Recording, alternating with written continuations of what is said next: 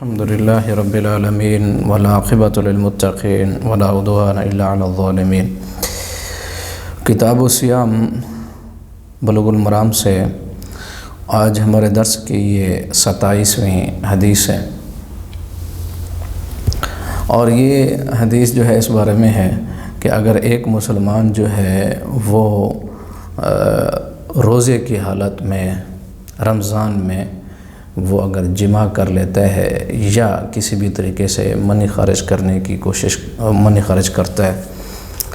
تو رمضان میں یعنی وہ جماع کرتا ہے روزے کی حالت کے اندر، تو اس کا کیا حکم ہے؟ حضرت ابو ہریرہ رضی اللہ تعالی عنہ سے مروی ہے، قال جاء رجل الی النبی فقال، ایک شخص آیا اور اس نے کہا ہلاک تو یا رسول اللہ، اے اللہ کے رسول میں ہلاک ہو گیا۔ اور ایک حدیث کے اندر حضرت عائشہ رضی اللہ تعالی عنہ کی جو حدیث ہے وہ فرماتے ہیں احترقت، میں جل گیا۔ قال وما اہلکک، تجھے کس چیز نے ہلاک کیا؟ قال وقعت علی امراتی فی رمضان، میں رمضان میں اپنی بیوی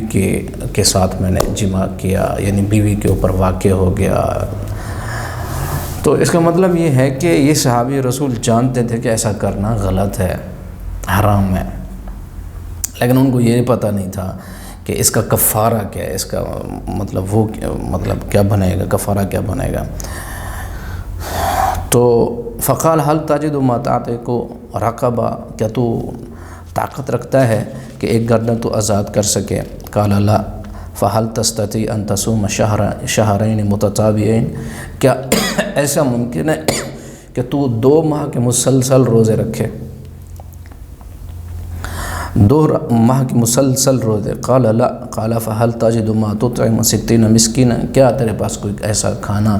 تو طاقت رکھتا ہے کہ 60 مسکینوں کو تو کھانا کھلا سکے؟ قال لا ثم جلس، بیٹھ گیا۔ فوتی النبی صلی اللہ علیہ وسلم بعرق فیہ تمر، عرق کہتے ہیں ایک ایسا برتن جس کے اندر بہت زیادہ سامان، یعنی کھجوریں وغیرہ، وہ بڑا ایک برتن ہوتا ہے، جس طرح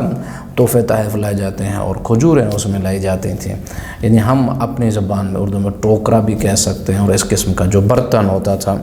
وہ آیا۔ فقال تصدق بہذا، ان کو صدقہ کر دے۔ فقال اعلی افقر منا، یعنی علماء نے یہ لکھا کہ کیا اتصدق، کیا میں صدقہ کروں ان لوگوں پر جو مجھ سے امیر ہیں، یعنی مجھ سے زیادہ فقیر کون ہے، ان پہ اوپر میں صدقہ کر دوں؟ مجھ سے زیادہ غریب جو ہے اس دونوں پہاڑوں کے درمیان جو ہے، فما بین لا بطیہ اہل بیت احوج الیہ منا، یعنی ان دونوں پہاڑوں کے درمیان میرے گھر کے علاوہ اس کی اور ضرورت مند کوئی ہے ہی نہیں، تو اس کا ضرورت مند سب سے زیادہ میں ہوں۔ فضحک النبی صلی اللہ علیہ وسلم، آپ صلی اللہ علیہ وسلم مسکرا پڑے، حتی بدت انیابو، آپ صلی اللہ علیہ وسلم کے انیاب ظاہر ہو گئے، یعنی انیاب دانتوں کی ایک قسم ہے، یعنی آپ صلی اللہ علیہ وسلم کھلکھلا کر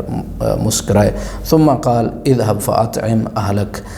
تو جا اور اپنے اہل و عیال کو یہ کھلا دے۔ رواہ 7 واللفظ لمسلم، 7 نے اس حدیث کو روایت کیا اور یہ لفظ جو ہیں وہ مسلم کے، 7 نے اس کو روایت کیا کہ مطلب یعنی امام احمد، مسلم، بخاری اور ابو داؤد اور نسائی، ابن ماجہ، یہ 7 جو ہے انہوں نے اس کو روایت کیا۔ اور یہ حدیث جو ہے حافظ ابن حجر رحمۃ اللہ علیہ ارشاد فرماتے ہیں کہ یہ حدیث بڑی ہی یعنی بڑی گہری حدیث ہے اور بڑی فوائد والی حدیث، اور فرماتے ہیں کہ بعض علماء نے اس حدیث سے ہزار مسائل اخذ کیے، اور بعض علماء نے 2 جلدیں اس ایک حدیث پہ لکھی۔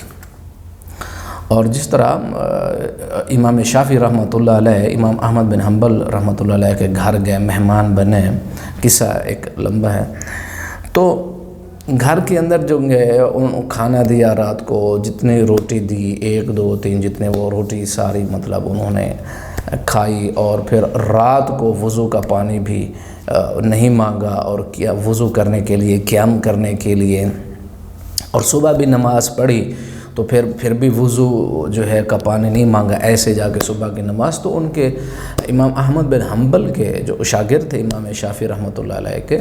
تو پوچھنے لگے گھر والے امام احمد بن حنبل سے، یہ آپ کا کیسا استاد اور کیسا آپ ان کی تعریفیں کرتے ہیں کہ جنہوں نے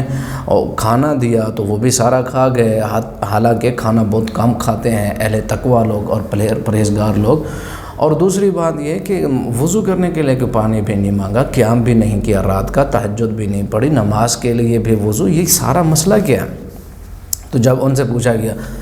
تو انہوں نے فرمایا کہ کھانا اس وجہ سے کہ میں سب سے زیادہ جو حلال رزق تھا وہ تیرا رزق تھا، اور اتنی اس کھانے میں مزہ آیا تو مجھے کھاتا ہی چلا گیا، تو حلال رزق تھا اس وجہ سے میں پیٹ بھر کے میں نے کھایا۔ دوسری بات یہ ہے کہ وضو کے آپ قیام کی بات کر رہے ہیں، میں ایک حدیث جو تھی، یا ابا عمیر ما فعل النغیر، اے ابو عمیر آپ کے وہ مامولے نے کیا کیا تو اس کے ساتھ کیا کیا گیا، تو اس حدیث کے ٹکڑے پہ میں نے 500 مسائل اخذ کیے ہیں۔ یا ابا عمیر ما فعل النغیر، اس حدیث کے ٹکڑے سے 500 مسائل اخذ کرتے کرتے کرتے صبح ہو گئی، اور میرا وضو وہی عشاء والا تھا، تو وضو پانی مانگنے کی مجھے حاجت ہی محسوس نہیں ہوئی، اور صبح کی نماز بھی میں نے ایسے پڑھی۔ تو جب گھر والوں کو بتایا گیا تو حیران رہ گئے کہ اتنی متقی اور پرہیزگار انسان۔ تو اسی طرح شیخ عثیمین رحمۃ اللہ علیہ اسی حدیث کے اوپر 50 فوائد انہوں نے ذکر کیا۔ تو یہ بہت ہی یعنی پرمغز اور بڑی گہری حدیث اور بڑے فوائد والی حدیث ہے۔ اللہ تعالی ہم سب مسلمانوں کو اپنے اسلام پر عمل کرنے کی توفیق دے۔ تو ایک پہلی بات تو یہ کہ جس طرح اللہ کے رسول صلی اللہ علیہ وسلم نے ارشاد فرمایا حل تجد ما تعتق رقبہ، گردن آپ آزاد کرتے ہیں۔ گردن کا مطلب یعنی عرب کے ہاں ایک مشہور جو ہے ایک لہجہ ہے، یا آپ سمجھیں ایک اسلوب ہے کہ جز کو بول کے کل مراد لیتے ہیں۔ گردن کا مطلب بولیں تو صاف ظاہر پورا جسم آ گیا۔ تو دوسری بات یہ کہ یہ صحابی رسول جو ہیں علماء کہتے ہیں یہ جانتے تھے، اور اسی طرح فتح الباری کے اندر جو ہے حسن اور مجاہد کہتے ہیں ان جامع ناسین فلا شیء علیہ، اگر کسی بندے نے بھول کے جمع کیا تو اس پر کوئی چیز نہیں، کوئی قضائی نہیں، کوئی کفارہ نہیں، بھول کے اگر کیا۔ اور اسی طرح امام بخاری نے اپنی کتاب کے اندر لکھا کہ جو بندہ بھول کے کرے یا جہالت کی بنا پہ کرے، اس کو پتہ نہیں، تو پھر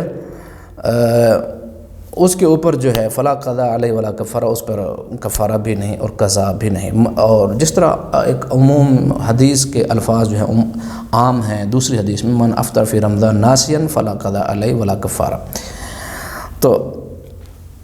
یہ صحابی رسول جو تھے آپ صلی اللہ علیہ وسلم نے ارشاد فرمایا کہ ایسا کرو، لیکن وہ طاقت اور قوت نہیں رکھتے تھے، تو آپ صلی اللہ علیہ وسلم نے ارشاد فرمایا کھجوریں آگے تو جا کر صدقہ کرنا۔ انہوں نے ارشاد فرمایا مجھ سے بڑا فقیر ہی کوئی نہیں اس دونوں پہاڑوں کے درمیان مدینے کی پوری آبادی میں، تو آپ صلی اللہ علیہ وسلم نے ارشاد فرمایا جاؤ تم کھاؤ۔ پہلی بات یہ کہ یہ بہت بڑا کبیرہ گناہ ہے، جو بندہ یہ کام کرتا ہے رمضان میں روزے کی حالت میں جمع کرتا ہے، وہ بہت بڑا گناہ کرتا ہے، اس کو توبہ کرنی ہے، اور روزہ ٹوٹ جائے گا، اور پھر روزہ جو ہے ادا دوبارہ رکھنا بھی پڑے گا، اور اس کا کفارہ بھی ادا کرنا ہے اس کو۔ جمہور علماء کا موقف یہ ہے کہ وہ روزے کی قضائی بھی دے گا، یعنی بعد میں کفارہ بھی دے گا، قضائی بھی دے گا۔ قضائی کا مطلب یہ ہے کہ وہ دوبارہ روزہ رکھے گا رمضان کے بعد۔ اور کفارہ کیا ہے؟ ترتیب یہی ہے، علماء نے لکھا کہ ترتیب یہی ہونی چاہیے، سب سے پہلے غلام کا آزاد کرنا۔ اگر غلام کی آزادی یعنی وہ طاقت و استطاعت نہیں ہے تو پھر جو ہے وہ کیا کرے، 2 ماہ کے مسلسل روزے رکھے۔ تسلسل کے ساتھ روزے کا مطلب یہ ہے کہ درمیان میں تسلسل کو توڑنا نہیں ہے۔ ہاں اگر اللہ یہ کہ شرعی عذر ہو، کسی سفر پہ جا رہا ہے یا کوئی مرض لاحق ہو گیا تب تو ٹھیک ہے، نہیں تو بغیر شرعی عذر کے اگر وہ تسلسل اختیار نہیں کرتا پھر اس کو دوبارہ 1 سے گنتی شروع کرنی پڑے گی، مسلسل روزے رکھنا ہے۔ اگر یہ استطاعت اور طاقت نہیں ہے تو پھر 60 مسکینوں کو کھانا کھلانا، یہ کفارہ ہے روزے کا، جو روزے کی حالت میں رمضان میں اور جمع کرتا ہے اپنی بیوی سے، اس کا کفارہ یہ ہے۔ تو 60 مسکین کو کھانا کس طرح، جس طرح حضرت انس بن مالک رضی اللہ تعالیٰ عنہ بوڑھے ہو چکے تھے اور انہوں نے روزے نہیں رکھ سکتے تھے، استطاعت اور طاقت نہیں تھی، تو پھر وہ ایک دیگ پکوا کے سب کو 30 آدمی کو کھلا دے، تو ایسے بھی جو ہے 60 مسکین کو کھانا کھلایا جا سکتا ہے۔ ایک بات یہ کہ اگر کوئی بندہ کفارے کی قیمت دیتا ہے یا کفارہ ادا کرتا ہے، تو وہی کفارہ یہ گناہ کرنے والا آدمی جس کے پاس استطاعت نہیں، قوت نہیں کفارہ ادا کرنے کی، کوئی اور آدمی دیتا ہے اس کو، مثال کے طور پر 10,000 روپے کفارہ بنتا ہے، یہ ادا نہیں کر سکتا، اس کفارے کو ادا نہیں کر سکتا، کیسے کرے؟ غریب مسکین کوئی آدمی دیتا ہے، میں بھی یہ تیرا کفارہ میں دیتا ہوں، یہ 10,000۔ اب وہ 10,000 خود بھی استعمال کر سکتا ہے کیونکہ وہ فقیر ہے، اگر محتاج ہے، اگر فقیر ہے، اگر مستحق ہے، وہ خود استعمال کر سکتا ہے۔ جس طرح صحابہ رسول نے کیا، اللہ کے رسول صلی اللہ علیہ وسلم کے پاس جب کھجوریں آئیں، آپ نے ارشاد فرمایا یہ تیرا کفارہ، یہ صدقہ کر دے، جا کے صدقہ کر دے کفارہ۔ تو اس صحابہ رسول نے ارشاد فرمایا میں کن پر صدقہ کروں؟ مجھ سے بڑا فقیر اس میں ہے، دونوں پڑھوں کے درمیان ہے کوئی نہیں، یعنی کفارہ تو اس کا ہو گیا لیکن خود استعمال کی کیونکہ وہ اس چیز کا محتاج تھا۔ تو اسی طرح اگر کوئی بندہ محتاج ہے، فقیر ہے، اس کا کفارہ کوئی اور ادا کر رہا ہے، تو وہ کفارے کے جو پیسے، یہ چیز وہ خود بھی استعمال کر سکتا ہے اگر محتاج ہے۔ اور ایک بات یہ کہ اگر کوئی انسان، کوئی مسلمان اس قسم کے کام کرتا ہے، حرام کام کرتا ہے، تو اس کو خدشہ ہے کہ اس کا کفارہ یا کوئی اور چیز کیا ہوگی، تو علماء سے جا کے پوچھنا چاہیے کہ کیا کرنا ہے، علماء سے پوچھنا ہے۔ اگر نہیں پوچھے گا تو پھر اس کے اوپر جو ہے مزید وہ گناہ کا ارتکاب کرتا ہے۔ لازمی ہے اگر وہ اس قسم کے کام کرتا ہے، گناہ کرتا ہے، چھوٹا بڑا کوئی، تو پھر اس کا کفارہ ازالہ کیا کرے؟ توبہ تو ہے ہی ہے، لیکن بعض امور ایسے ہیں جن کا کفارہ ادا کرنا ہے، کیا کرنا ہے؟ سوال کرے، پوچھے، لیکن یہ نہیں کہ بس گناہ کیا تو بات ختم، ٹھیک ہے ہو گیا تو ہو گیا بات ختم، نہیں، اس کی توبہ ہے، اس کا کفارہ کیا کرنا ہے پوری، یعنی جس طرح اسلام کا ایک پراپر طریقہ اور نظام ہے تو بندے کو ویسے ہی کرنا چاہیے۔ علماء کے اس چیز کے اندر اختلاف ہے کہ کیا مرد نے تو عورت کے ساتھ جمع کیا، خاوند نے بیوی کے ساتھ، کہ کیا بیوی کے اوپر بھی کفارہ ہوگا؟ اور یہ اس وقت ہے کہ جب بھول کے اور جہالت کی بنا پر نہ ہو، اور یہ فیصلہ اس بندے نے نہیں کرنا، عالم، کسی مستند عالم دین سے جا کر پوچھنا ہے، پوری ڈیٹیل تفصیل بتانا ہے۔ جس طرح اس صحابی رسول نے ارشاد فرمایا کہ میں رمضان میں ہلاک ہو گیا، میں نے ایسا کام کیا۔ ہلاک ہو گیا کا مطلب یہ ہے کہ اس کو پتہ تھا کہ میں نے یہ کام کرنا نہیں تھا، لیکن بعض لوگ ایسے ہوتے ہیں کہ جو مسئلہ اصل حقیقت ہوتی ہے اس کو چھپا لیتے ہیں، اور جو مطلب کا جو فتویٰ پوچھنا ہوتا ہے وہ صرف سوال کرتے ہیں تاکہ فیصلہ جو ہے میرے حق میں ہے۔ ایسا نہیں کرنا، بلکہ حقیقت پوری بتانی چاہیے تاکہ جو صحیح مسئلہ ہو وہ اس کو بتایا جا سکے۔ تو علماء کا اختلاف دو قول ہے، امام شافعی، امام احمد اور امام نووی اور ابن قدامہ بھی اسی طرف مائل ہیں کہ عورت کے اوپر کفارہ جو ہے، کفارہ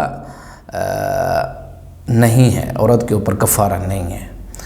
دوسرا قول یہ ہے کہ عورت کے اوپر جو ہے کفارہ اس وقت ہوگا جب اس کا ارادہ بھی ہو، ٹھیک ہے، یعنی عورت کا اگر ارادہ ہے، خاوند اور بیوی ہیں، اگر عورت کا ارادہ شامل حال ہے تب اس کو بھی کفارہ ادا کرنا ہے، لیکن اگر اس کے اوپر جبر کیا گیا، زبردستی کی گئی، تو پھر عورت کے اوپر نہیں ہے، صرف مرد کے اوپر ہے۔ لیکن اگر اس عورت کا ارادہ بھی ہے تو پھر اس عورت کو بھی کفارہ ادا کرنا پڑے گا، اور یہ کفارہ 3 چیزیں ہیں: غلام آزاد کرنا، 2 مہینے کے مسلسل روزے رکھنا، اور 60 مسکینوں کا کھانا کھلانا۔ ان تینوں میں سے کوئی ایک چیز، اگر پہلے کی استطاعت نہیں تو دوسری کی نہیں تو تیسری، اور یہی ترتیب ہی ٹھیک ہے۔ علماء نے لکھا کہ ترتیب یہی ٹھیک ہے۔ اللہ تعالی ہم سب مسلمانوں کو عمل کرنے کی توفیق عطا فرمائے۔